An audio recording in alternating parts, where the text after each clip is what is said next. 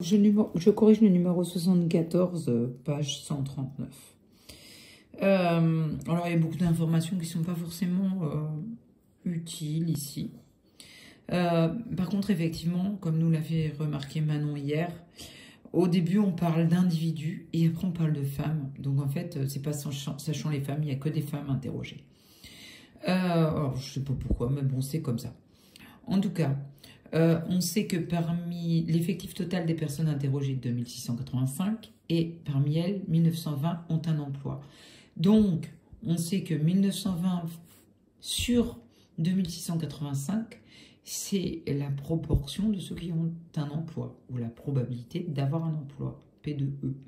Ensuite, 10,6% des femmes interrogées sont déclarées obèses. Eh bien, P de O égale, puisque l'exercice n'est pas très clair, mais en fait, il n'y a que des femmes. Donc, P de O égale à 0,106. Ensuite, parmi les femmes non déclarées obèses, donc, sachant qu'on a au bar, une femme non obèse, j'utilise l'événement qui est là, on en a donc probabilité d'avoir un emploi 0,727. Ça, ce ne sont que des proportions. Nous, il faut qu'on parle en termes d'effectifs. Donc, on revient au nombre d'effectifs. Donc, il va falloir traduire ça dans le tableau. Alors, ici, ils nous ont mis ce nombre-là, qu'on peut justifier par le fait que 10,6% des femmes sont obèses. C'est-à-dire qu'ici, on a P de O qui vaut 0,106. Les 10,6% de 2685, ben vous faites 0,106 ou 10,6 centièmes de 2685 et vous trouvez 284,61. Après, on utilise les données de l'énoncé, donc de cette façon. Donc, j'explique ce que je vous ai présenté tout à l'heure comme aide. Moi, j'ai répertorié ce que je savais ici. Alors, c'est un petit peu chantier, mais j'ai relevé que, on est là, P de E, la proportion d'avoir un emploi, c'est 1920 personnes qui ont un emploi, femmes, parmi 2685. Ensuite, dans l'énoncé, la probabilité d'être obèse 0,106, 10,6%.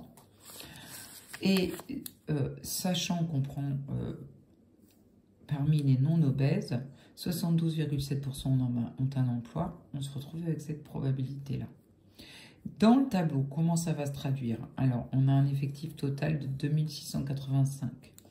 Donc, si on calcule les 10,6% de 2685, ça nous fait 0,106 multiplié par 2685 égale à 284,61. J'arrondis à l'unité la plus proche, 285. Ensuite, la deuxième ici, ben, je la complète en complétant à 2685, il reste 2400. La troisième case que je peux compléter avec l'énoncé, c'est celle-ci. Alors, il y avait la toute première, on verra après. Donc, celle-ci, comment je les obtiens? Sachant qu'on a pris une femme non obèse, donc c'est les 72,7% de 2400 des non-obèses qu'on vient de calculer. Ça, c'est les non-obèses. On trouve 1744,8. Donc, j'arrondis à l'entier supérieur 1745. Celui-ci, il vient de l'énoncé.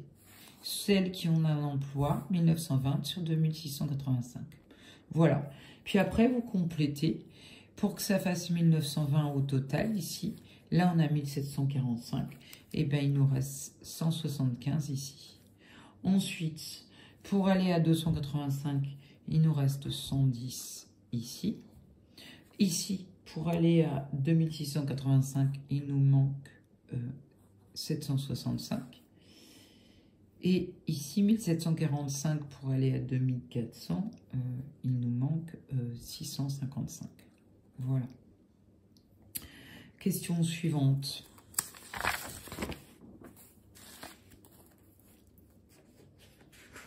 Donc, calculer la probabilité des événements E Bon, bah, moi, je l'ai déjà utilisé. Hein.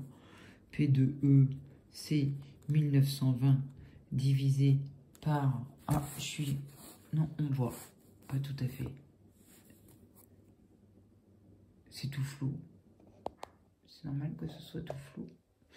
1920 divisé par 2685. Et on trouve 0,715, c'est-à-dire 71,5% des femmes qui ont un emploi. Probabilité d'être obèse, bah, on l'a déjà, hein, moi je l'ai traduit, 0,106.